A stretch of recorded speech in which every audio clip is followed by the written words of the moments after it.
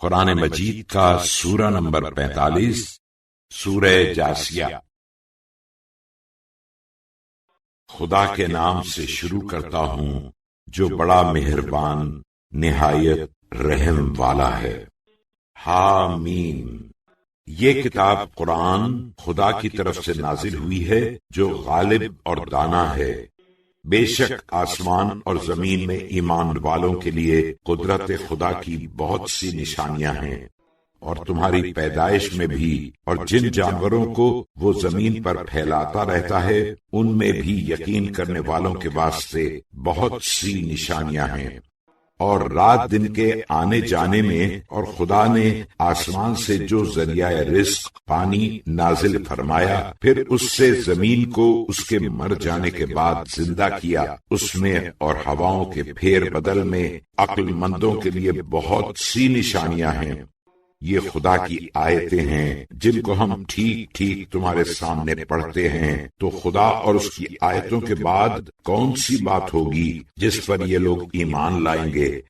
ہر جھوٹے گناہگار پر افسوس ہے کہ خدا کی آیتیں اس کے سامنے پڑھی جاتی ہیں اور وہ سنتا بھی ہے، پھر غرور سے کفر پر اڑا رہتا ہے، گویا اس نے ان آیتوں کو سنا ہی نہیں۔ تو اے رسول صلی اللہ علیہ وآلہ وسلم، تم اسے دردناک عذاب کی خوشخبری دے دو، اور جب ہماری آیتوں میں سے کسی آیت پر واقف ہو جاتا ہے تو اس کی ہنسی اڑاتا ہے۔ ایسے ہی لوگوں کے واسطے ذلیل کرنے والا عذاب ہے۔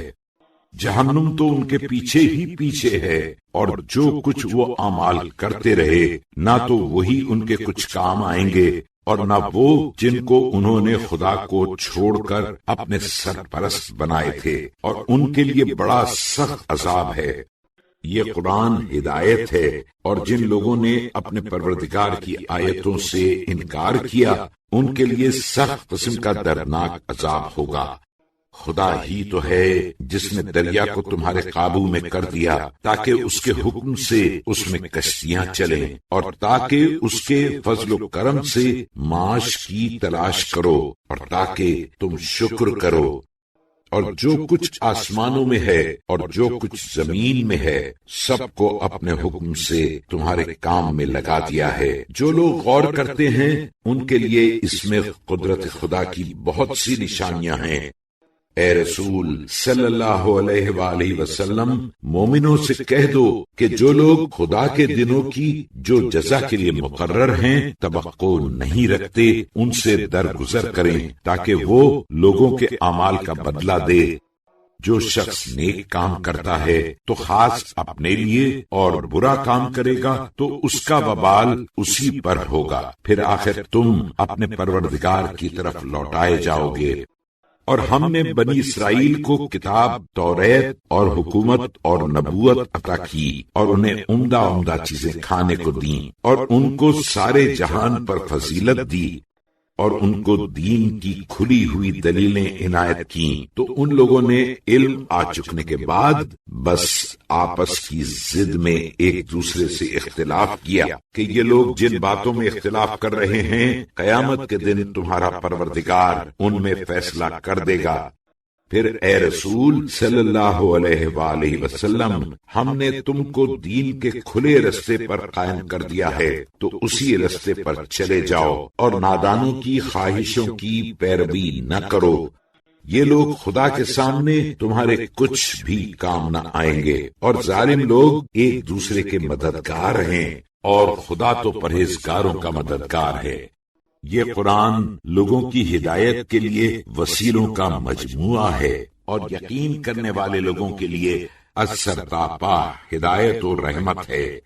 جو لوگ برے کام کیا کرتے ہیں کیا وہ یہ سمجھتے ہیں کہ ہم ان کو ان لوگوں کے برابر کر دیں گے جو ایمان لائے اور اچھے اچھے کام بھی کرتے رہے، اور ان سب کا جینا مرنا یکساں ہوگا؟ یہ لوگ کیا برے حکم لگاتے ہیں۔ اور خدا نے سارے آسمان و زمین کو حکمت و مصلحت سے پیدا کیا، اور تاکہ ہر شخص کو اس کے کیے کا بدلہ دیا جائے، اور ان پر کسی طرح کا ظلم نہیں کیا جائے گا۔ بھلا تم نے اس شخص کو بھی دیکھا جس نے اپنی نفسانی خواہش کو معبود بنا رکھا ہے اور اس کی حالت سمجھ بوجھ کر خدا نے اسے گمراہی میں چھوڑ دیا ہے اور اس کے کان اور دل پر علامت مقرر کر دی ہے کہ یہ ایمان نہ لائے گا، اور اس کی آنکھ پر پردہ ڈال دیا ہے، پھر خدا کے بعد اس کی ہدایت کون کر سکتا ہے؟ تو کیا تم لوگ اتنا بھی غور نہیں کرتے؟ اور وہ لوگ کہتے ہیں کہ ہماری زندگی تو بس دنیا ہی کی ہے، یہیں مرتے ہیں اور یہیں جیتے ہیں، اور ہم کو بس زمانہ ہی جلاتا مارتا ہے، اور ان کو اس کی کچھ خبر تو ہے نہیں۔ یہ لوگ تو بس اٹکل کی باتیں کرتے ہیں۔